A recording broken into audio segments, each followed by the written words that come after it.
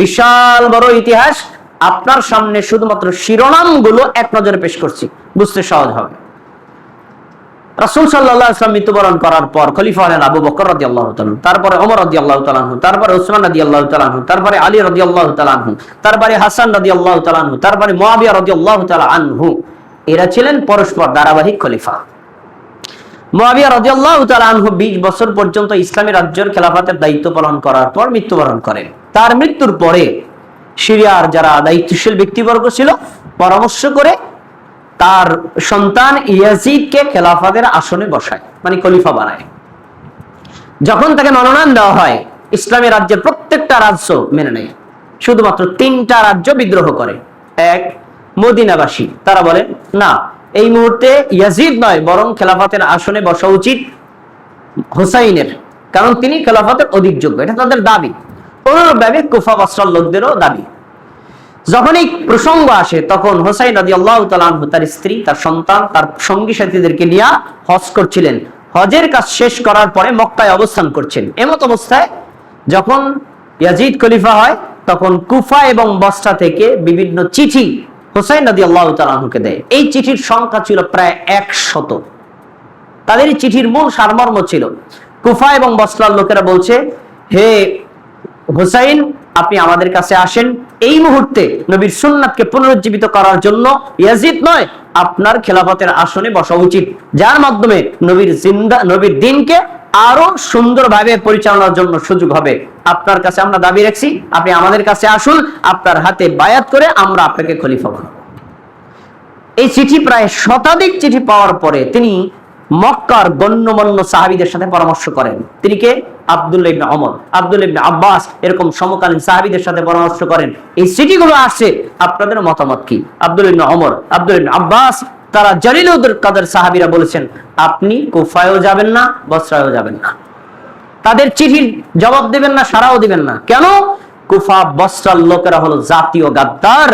আপনার বাবা আলী রাদিয়াল্লাহু তাআলা আনহুর সাথে মুনাফিকি করেছে, আপনি যদি যান, আমাদের পূর্ব অভিজ্ঞতার আশঙ্কা আপনার সাথেও মুনাফিকি করবে। তখন তিনি চিন্তা করলেন, আসলে তো আমি খেলাফতে বসার জন্য, বায়াত নেওয়ার জন্য যাচ্ছি না, ওনার একটা দাবি করেছে, যাওয়ার জন্য যাই, পরামর্শ করি। তখন তিনি তার সঙ্গী সাথী নিয়ে 51 বা 50 জন লোক নিয়ে কুফার উদ্দেশ্যে রওনা করেন। খেয়াল করে শুনতে হবে, এই আমি যে ঘটনা বলছি এটা তারিখে তাবারিতে উল্লেখ করা আছে। 50 জন লোক নিয়ে রওনা দিয়েছেন। আর আমরা শিয়াদের মুখ থেকে যে ইতিহাস বিকৃতি শুনেছি, সেটা কি? লাখে লাখে সৈন্য মল্ল কাতারে কাতার, গুনিয়া দেখিল মর্দ হাজারো হাজার। ওই মীর মুশাররফ হোসেনের বিষাদ সুন্দর উপন্যাসের পুঁথির গল্প। লাখে লাখে সৈন্য মারছে, গুনিয়া থেকে হাজার হাজার। এগুলো মিথ্যা কথা, এগুলো শিয়াদের কথা। অথচ হুসাইন রাদিয়াল্লাহু তাআলা মাত্র 50 জন লোক নিয়ে গেছে। এক। 2 নম্বর পয়েন্ট, হুসাইন রাদিয়াল্লাহু তাআলা আনহু তো জিহাদের জন্য যান নাই। যদি জিহাদের জন্য যেতেন, রাজ্যের রাষ্ট্রের বিরুদ্ধে বিদ্রোহ করার জন্য যেতেন, শিশু সন্তান নিয়ে যায়, স্ত্রীদেরকে নিয়ে যায়, জিহাদি কি স্ত্রীদেরকে নিয়ে যায়, শিশুদেরকে নিয়ে যায়, তাহলে তিনি তো জিহাদের জন্য যান নাই, তিনি গেছিলেন পরামর্শ করার জন্য। এই ঘটনা যখন পৌঁছে গেল ইয়াজিদের কাছে, ইয়াজিদ তখন কুফা এবং বসরার প্রাদেশিক শাসন ছিল নোমান ইবনে বশীর, তাকে পদচ্যুত করেন। তার স্থানে ওবাইদুল্লাহ ইবনে জিয়াদকে দায়িত্ব দেন, তুমি গিয়ে দায়িত্বভার গ্রহণ করবা আর কুফা বসরার লোকদেরকে দমন করবা, তারা যেন হুসাইনের সাথে কোনো সাক্ষাৎ করতে না পারে, ইসলামী রাজ্যের যেন শৃঙ্খলা ঠিক থাকে। ওবাইদুল্লাহ ইবনে জিয়াদকে হাদিসের বর্ণনা অনুযায়ী পাওয়া যায়, সে ছিল একজন সাহাবী বিদ্বেষী, সাহাবীদের কঠোর সমালোচক। সহিহ মুসলিমে একটা হাদিস উল্লেখ করা আছে, আয়েশ ইবনে আমর রাদিয়াল্লাহু তাআলা আনহু রাসূলের একজন সাহাবী, তাকে তিনি বলছেন, আনতা মিন মুখালাতি রাসূলিল্লাহ সাল্লাল্লাহু আলাইহি ওয়াসাল্লাম, তুমি তো আল্লাহর রাসূলের একজন উচ্ছিষ্ট। উচ্ছিষ্ট কাকে বলে? আমরা খাবার খেয়ে যে জুতাটা ফেলে দেই বিড়ালের জন্য, ওটাকে বলা হয় উচ্ছিষ্ট। তার মানে সাহাবীদেরকে তিনি উচ্ছিষ্ট বলেছেন, এত বড় ভয়ঙ্কর খারাপ লোক। তাকে দায়িত্ব দেওয়া হয়েছে। তিনি সেখানে গেলেন, কুফার লোকদেরকে কঠোরভাবে দমন করলেন। আর হুসাইন রাদিয়াল্লাহু তাআলা আনহুর চাচাতো ভাই মুসলিম বিন আকিলকে হত্যা করলেন, যিনি কেন গিয়েছিলেন মুসলিম বিন আকিল? হুসাইন রাদিয়াল্লাহু তাআলা বলেন, চিঠিগুলোকে সত্য না ভুয়া আপনি জায়গায় চেক করেন তো। এই চেক করতে তাকে পাঠিয়েছে, এই জন্য মুসলিম বিন আকিলকে হত্যা করছে। আচ্ছা, 4000 লোক অস্ত্র শস্ত্র সহ ইরাকের ফোরাত নদীর তীরে পাঠাইলো এই ওবাইদুল্লাহ ইবনে জিয়াদ। এই 4000 লোকের সেনাপতি শিমার। খেয়াল করে শোনেন, এই শিমারের দায়িত্ব ছিল যে হোসাইন যেন কুফা বস্ত্রায় ঢুকতে না পারে তুমি বাধা দেবা। ঠিক আছে, হোসাইন রাদিয়াল্লাহু তাআলা ফোরাত নদীর তীরে স্থানে গেলেন, তখন দেখছেন হাজার হাজার লোক অস্ত্র নিয়ে দাঁড়ায় আছে, তারা আমাকে কুফায় ঢুকতে দিবে না। তখন হোসাইন রাদিয়াল্লাহু তাআলা অবাক, তোমরা আমাকে চিঠি দিচ্ছ আসার জন্য, আবার তোমরা আমাকে অস্ত্র নিয়ে বাধা দিচ্ছ, হোয়াট ইজ দিস? এটা আবার কেমন? ঠিক আছে, তোমরা যদি আমাকে ঢুকে তোমাদের সাথে কথা বলতে না দাও, তাহলে আমাকে ফেরত যাওয়ার অনুমতি দাও, আমি মক্কা বা মদিনায় ফেরত যাই। না, মক্কা মদিনায় যেতে পারবো না। তাহলে কুফায় ঢুকতে অনুমতি দাও না, সেখানেও ঢুকতে পারবে না। তাহলে করবো কি? এখানেই থাকবো। এখানে থাকবেন কিভাবে? আপনার তো যারা সফরে থাকে, খাবার থাকে সংকট, পানি থাকে সংকট, তাহলে শিশু সন্তান, ছেলেমেয়েরা, মহিলারা আছে, কিভাবে ওখানে থাকবে? ওদের ওখানে রাখতো। তখন এই প্রস্তাব যখন দিয়েছে, ওই যে সেনাপতি শিমার ওবাইদুল্লাহ ইবনে জিয়াদকে বলে, শোনেন, আজকে আপনি কিন্তু কুফার শাসক হইতে পারতেন না। হয়েছেন কেন? হয়েছেন এজন্য, এই হোসাইনকে বাধা দেওয়ার জন্য। আজকে যদি আপনি হোসাইনকে হত্যা করতে পারেন না, আপনার ক্ষমতা আরো বাড়বে। হত্যা করেন, ইয়াজিদ আপনার উপর খুশি হবে। তখন ক্ষমতার লোভে ওবাইদুল্লাহ ইবনে জিয়াদ তাকে মক্কায়ও ফেরত আসতে দেয় না, কুফায়ও ঢুকতে দেয় না, ওইখানে কোনো পানিপাট করতে দেয় না, খাবার সংগ্রহ করতে দেয় না, যার ফলে বাধ্য হয়ে নিজের জীবন, সন্তানের জীবন, শিশু সন্তানের জীবন, সঙ্গীদের জীবন, স্ত্রীদের জীবন রক্ষা করতে তিনি যুদ্ধ করতে বাধ্য হন। তার মানে এই জিহাদটা রাষ্ট্রীয় জিহাদ ছিল না, এই জিহাদটা রাষ্ট্রের বিরুদ্ধে ছিল না, এই জিহাদটা ছিল তো মূলত পরিবার রক্ষায় যুদ্ধ। এই ওই দিন যারা শাহাদাত বরণ করেছেন, রাসূলের হাদিস অনুযায়ী তারা শহীদ। আল্লাহ নবী বলেছেন, মান কুতিলা দুনা আলিহি ফাহুয়া শাহীদ। যে ব্যক্তি তার জীবন রক্ষার জন্য, তার পরিবার রক্ষার জন্য মৃত্যুবরণ করবে, ওই লোকটাও শহীদ। আচ্ছা, এরপরে বাধ্য হয়ে তিনি 4000 লোকদের বিরুদ্ধে মাত্র 50 জন লোক যুদ্ধ করতে বাধ্য হন। 50 জন তো পারবে না। শিমার ছিল সেনাপতি। সিনান নকি নামে একজন ব্যক্তি দূর থেকে একটা তীর নিক্ষেপ করে, এই তীরটা সে হুসাইন রাদিয়াল্লাহু তাআলা আনহু বুকের ভিতরে ঢুকে যায়। তীরটা ঢোকার পরে তিনি শীত হয়ে পড়ে যান। পড়ার পরে ওই যে সেনাপতি শিমার, সে হুসাইন রাদিয়াল্লাহু তাআলা আনহুর এই বুকের উপর বসে, বসার পরে তার হাতে থাকা ছুরি দিয়ে হুসাইন রাদিয়াল্লাহু তাআলা আনহুকে সেখানে জবাই করে দেহ থেকে মাথাটাকে আলাদা করে দেন। ইন্না লিল্লাহি ওয়া ইন্না ইলাইহি রাজিউন। অনেক বড় ঘটনা, সংক্ষেপ করে বললাম। আচ্ছা, এবার আপনাদের কাছে জিজ্ঞাসা, এই হত্যার আদেশ করেছিল ওবাইদুল্লাহ, হত্যা করেছিল শিমার, এই হত্যার আদেশের সাথে ইয়াজিদের কোনো সম্পৃক্ততা নাই। কিন্তু আমাদের দেশে ইয়াজিদকে বলা হয় মালউন, মারদুদ, মদখোর, সন্ত্রাসী, খারাপ। ইয়াজিদ এবং ইয়াজিদকে বলা হয় মুয়াবিয়ার খুনি। এই কথাগুলো পুরোটাই মিথ্যা। তবে ইয়াজিদ অ্যাঙ্গেলে দোষী। কিভাবে দোষী? ইয়াজিদ যখন জানতে পারছে যে হোসাইনকে হত্যা করা হয়েছে, ইয়াজিদ তো হত্যার হুকুম দেয় নাই, হত্যা করেছে। এই জন্য যদি ওবাইদুল্লাহ ইবনে জিয়াদের বিচার করত, তাহলে জাতীয় ইতিহাস থেকে ইয়াজিদ বিমুক্তি পেয়ে যেত। কিন্তু বিচারও করে নাই, হত্যার আদেশও করে নাই। এজন্য ইয়াজিদের ব্যাপারে আহলুস সুন্নাত ওয়াল জামাতের আকীদা হলো, সে ভালোও না খারাপও না, তার ব্যাপারে আমরা আল্লাহর কাছে হস্তান্তর করব, আল্লাহ যা বিচার করে করবে। পয়েন্ট আরেকটা, ইয়াজিদ আমরা যদি দোষীও ধরি, ব্যক্তি দোষী, তার জন্য কি তার বাবা দোষী? তার বাবা মুয়াবিয়া রাদিয়াল্লাহু তাআলা কি দোষী? কিন্তু এই শিয়ারা ইয়াজিদকে দোষারোপ তো করেছে, মুয়াবিয়া রাদিয়াল্লাহু তাআলা আনহুকে পর্যন্ত দোষারোপ করেছে। এমনকি বাংলাদেশের ঢাকা বিশ্ববিদ্যালয়ের একজন শিক্ষক বলেছে মুয়াবিয়া শয়তান। নাউযু বিল্লাহি মিন যালিক। তাহলে বোঝা যায় যে আমরা শিয়াদের দ্বারা ইতিহাস বিকৃতিতে কতটা বিভ্রান্তের মধ্যে আছি। দেখেন না, আমরা যে সকল গান গজল শুনি, তার ভিতরে অধিকাংশই বিকৃতির স্বরূপ। কি বিকৃতি? তো বলা হয় এই যে হুসাইন রাদিয়াল্লাহু তাআলা আনহুর শাহাদাতকে কেন্দ্র করে যে সকল শব্দগুলো আমাদের সমাজে প্রচলিত আছে, তার ভিতরে বেশিরভাগই মিথ্যা এবং ইতিহাস বিকৃতির ঘটনা। যে এই হাই হোসেন বলে চাপড়ানো যে সকল কাজগুলো আমরা করি, এর সাথে রাসূল সাল্লাল্লাহু আলাইহি ওয়াসাল্লাম, সাহাবীগণ এবং তাবেঈগণ, সালফে সালিহিনের কোনো সম্পৃক্ততা নাই। ভাইরা আমার, এই ঘটনা যখন ঘটলো, তখন মুসলিম বিশ্ব দুই ভাগে ভাগ হয়ে গেছে। এক, যারা হোসাইনের কঠোর পক্ষপাতী তাদের নাম শিয়া, যারা হোসাইনের কঠোর বিরোধী তাদের নাম নাসিবি।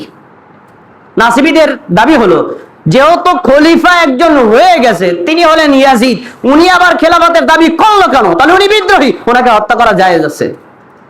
এরা হলো চরমপন্থী, এরা হকপন্থী নয়, তারা হলো নাসিবি। আবার এর বিপরীত শিয়ারা বলেছে যে হোসাইন রাদিয়াল্লাহু তাআলা হক প্রতিষ্ঠার জন্য জিহাদ করেছেন, ইয়াজিদ মালউন তার বিরুদ্ধে জিহাদ করেছেন, এই কথাটাও মিথ্যা, এটাও বিকৃত স্বরূপ। এর উপরও মুসলিমরা বিশ্বাস করে না। মুসলিমরা হলো এল মাঝামাঝি, মুসলিমরা আহলুস সুন্নাত ওয়াল জামাতের অন্তর্ভুক্ত। তারা এই ঘটনাকে কেন্দ্র করে সাহাবীদের দোষারোপ করে না, এই ঘটনাকে কেন্দ্র করে বরং যারা প্রকৃত দোষী তাদেরকেই দোষারোপ করা হয়। প্রকৃত দোষী কারা বলেন তো? হোসাইন রাদিয়াল্লাহু আনহুকে ডেকে নিয়েছিল কারা? ইরাকের লোকেরা। আবার ইরাকের লোকেরাই তাকে হত্যা করেছে, ইরাকের লোকেরা কোনো বাধা দেয়নি। এজন্য আব্দুল্লাহ ইবনে ওমর রাদিয়াল্লাহু তাআলা আনহুকে এক লোক প্রশ্ন করছে, হে সাহাবী, আল্লাহ রাসূলের সাহাবী, একজন লোক মুহরিম অবস্থায় যদি মাছি মারে তার হুকুম কি? আব্দুল্লাহ ইবনে ওমর বলছে, এই বেটা পাগলা, মুহরিম অবস্থায় মাছি মারবে তার হুকুমটাকে, এই কথা তোরা আমাকে জিজ্ঞেস করছিস? আর তোরা আল্লাহ রাসূল সাল্লাল্লাহু আলাইহি ওয়াসাল্লামের জামাতা এবং তার কলিজার টুকরা ফাতেমা তার ছোট সন্তানকে মুহররম মাসের 10 তারিখে তোরা হত্যা করেছেন, আর তোরা আমারে জিজ্ঞেস করছিস ইহরাম অবস্থায় মাছি মারা যাবে নাকি? তাহলে আব্দুল্লাহ ইবনে ওমরের বক্তব্য দ্বারা হোসাইনের হত্যাকারী কারা ছিল? ইরাকের অধিবাসীরা। এরা কারা? এরাই হলো শিয়া, যারা হুসাইন রাদিয়াল্লাহু আনহু রেখে নিয়েছে, তার বিপদের সময় তার কাছে থাকে নাই, তাকে হত্যায় সহযোগিতা করেছে, এরাই হলো শিয়া। আর আজকে এই শিয়ারাই হলো আর হোসাইনের সবচেয়ে আশেক বড় দাবিদার, এরাই হলো মিথ্যুক।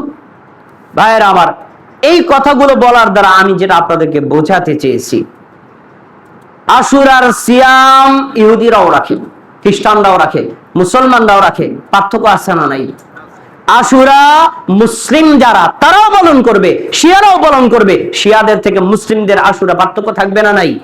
অবশ্যই থাকবে, কিন্তু বর্তমানে এর পার্থক্য দেখা যায় না। শিয়ারা এই দিন উপলক্ষে কি কাজগুলো করে, এই দিনটাকে তারা বানায় নিয়েছে শোকের দিন।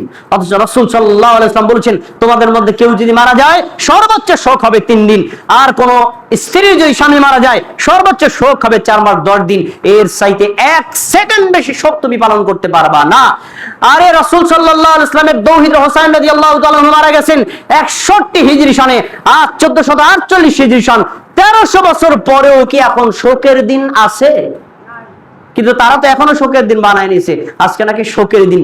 রাসূল সাল্লাল্লাহু আলাইহি ওয়াসাল্লাম যে কথা বলেছেন তারা এর বিরোধিতা করছে। আল্লাহ নবী সাল্লাল্লাহু আলাইহি ওয়াসাল্লাম বলেছেন, রাইসা মিন্না মান দারাবার খুদুদা ওয়া শাক্কাল জুয়ুবা ওয়া দা বিদা ওয়াল জাহিলিয়া। যে ব্যক্তি শোক প্রকাশ করতে গিয়ে গালের উপর আঘাত করে, শরীরের উপর আঘাত করে, জামা ছিঁড়ে ফেলে, যার জাহিলি যুগের ডাকার মতো ডাকে, তাহলে সে ব্যক্তি আমাদের মুসলিমদেরই অন্তর্ভুক্ত না। কিন্তু আজকে দেখেন শিয়ারা এই শোক প্রকাশ করতে গিয়ে হায় হোসেন বলে নিজেদের গায়ের উপর আঘাত করে, করে না কি করে না? রক্তাক্ত করে, নিজের ছুরি দিয়ে নিজের মাথায় আঘাত করে, নিজের শিশু সন্তানকে পর্যন্ত ছুরি দিয়ে আঘাত করে, এতে নাকি না তাদের নেকি হয়। অথচ রাসূল সাল্লাল্লাহু আলাইহি ওয়াসাল্লাম এভাবে শোক পালন করতে নিষেধ করেছেন। তারা এটাকে শোকের দিন বানায় নিয়েছে। তারা আজকের দিন উপলক্ষে কি কাজ করবে? সেই মুহররম মাসের 1 তারিখ থেকে 10 তারিখ পর্যন্ত শোকের কর্মদিবস ঘোষণা করে। এই দিন এই কাজ। আর 10তম দিনে সকালবেলায় তারা ঢাকা শহরের বিভিন্ন জেলায় দেখবেন, ঢাকা শহর সহ বিভিন্ন জেলায় তারা শোক মিছিল করে। তীর, ঘোড়া, মল্লম, আরো তলোয়ার, এগুলো নিয়ে যুদ্ধের মহড়া দেয়। কিসের ভাই আপনারা কিসের মহড়া দেন? হোসাইন রাদিয়াল্লাহু তাআলা আনহুর হত্যার প্রতিশোধ নেওয়ার জন্য। হাস্যকর না? পাগলা কাজ না? এমনকি এত বড় ভয়ঙ্কর তারা কাজ করে। হোসাইন রাদিয়াল্লাহু তাআলা আনহুর নামে কেক তৈরি করে, এই কেক কেটে খেলে নাকি নেকি হয়, এই আশা তারা পোষণ করে। হোসাইন রাদিয়াল্লাহু তাআলা আনহুর নামে ভুয়া কবর তৈরি করে, সেই কবরকে তারা বানায় নিছে তাজিয়া, আর এটা নিয়ে তারা মিছিল করে। আর এই কবরকে উদ্দেশ্য করে দান সদকা করে, মাথা নত করে, কবরের কাছে গিয়ে নিজেরা কুর্নিশ প্রকাশ করে। একদম হিন্দুদের মতো কর্ম। এই সকল কর্মের সাথে মুসলিমদের কোনো সম্পর্ক থাকতে পারে না। আমরা তো শিয়া নই, আমরা মুসলিম, মুসলিমরা কখনো এই ধরনের অপকর্মের সাথে, অপসংস্কৃতির সাথে, বিদআতের সাথে জড়িত থাকতে পারে না। বরং আমরা এখান থেকে যে শিক্ষাটা নেব সে হলো হুসাইন রাদিয়াল্লাহু তাআলা আনহুকে যারা শাহাদাত বরণ করিয়েছিলেন তারা অপরাধী। হুসাইন রাদিয়াল্লাহু তাআলা আনহু সহ যারা শাহাদাত বরণ করেছিলেন তারা প্রত্যেকেই শহীদ। আমরা দোয়া করছি আল্লাহ তুমি তাদেরকে সবাইকে জান্নাতুল ফেরদাউস দান করো, বলো আমিন। আর এই ঘটনা থেকে যে শিক্ষা সেটা হলো আমরা মুসলিমরা কখনো পরস্পর একজন আরেকজনকে খুন করব না, হত্যা করব না, কারণ আমরা সবাই মুসলিম। মুসলিম এক মুসলিমের উপর দয়াশীল হবে আর মুসলিম অমুসলিমদের উপর হবে কঠোর। তারা যে কাজটা করেছিল এটা ছিল জুলুম, আর এই জুলুমের বিচার আল্লাহ অটোমেটিক করেই দিয়েছেন। কিভাবে? যেই ওবাইদুল্লাহ ইবনে জিয়াদ হুসাইন রাদিয়াল্লাহু তাআলা আনহু তার পরিবারকে সহ হত্যা করেছিল, সেই ওবাইদুল্লাহ ইবনে জিয়াদ বেশি দিন ক্ষমতায় টিকতে পারে নাই। কিছুদিন পরে মুখতার সাকাফি নামে একটা গোষ্ঠী তাদেরকে এমন ভাবে হত্যা করেছে আল্লাহ তার জুলুমের বদলা নিয়ে নিয়েছেন। এজন্য ক্ষমতা অস্থায়ী, কিন্তু ক্ষমতার শিক্ষাটা হবে স্থায়ী। আমরা যারা ক্ষমতায় থাকবো কখনো অন্যের উপর জুলুম করব না। জুলুমের ক্ষতি দুনিয়াতেও হয়, আখিরাতেও হয়। আল্লাহ রাব্বুল আলামিন এই ধরনের জুলুম থেকে আমাদের সবাইকে হেফাজতে থাকার তৌফিক দান করুন। আমরা আজকে যারা রোজা রেখেছি আল্লাহ তাআলা আমাদের সকলের রোজাকে কবুল করে নিন এবং আগামীকালকে যেন আমরা রাখতে পারি সেই